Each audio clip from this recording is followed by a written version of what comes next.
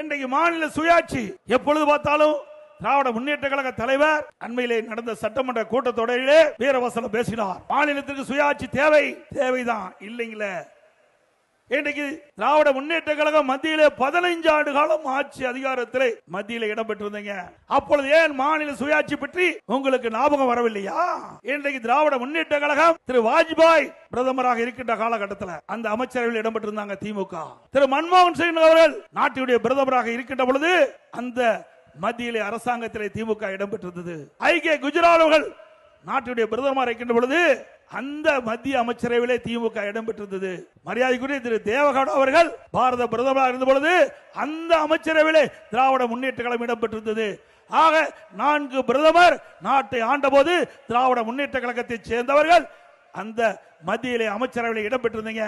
ஆட்சி அதிகாரத்தில் இருக்கின்ற பொழுது மக்கள் சுயாட்சி, இன்றைக்கு மாநில சுயாட்சி பற்றி கவலைப்படாத கட்சி திமுக கட்சி.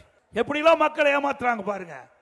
தேர்தல் வந்தா மாநில சுயாட்சி எடுத்துக்குவாங்க, தேர்தல் முடிஞ்சா அப்படியே விட்டுருவாங்க. மத்தியிலே அதிகாரம் தான் அவளுக்கு கண்ணுக்கு பட்டது. இன்றைக்கு கொடுக்கப்பட்ட வாக்குறுதி மாநில சுயாட்சி பற்றி கவலைப்படல. அப்படி மாநில சுயாட்சி கிடைக்க வேண்டும் என்று இந்த திராவிட முன்னேற்ற கழகம் உண்மையிலே எண்ணி இருந்தால் மத்தியிலே ஆட்சி அதிகாரம் இருக்கின்ற பொழுதே அவர்கள் அதை பெற்றுக்கலாம். ஆனால் அதை பற்றி எல்லாம் கவலைப்படாத கட்சி திமுக கட்சி.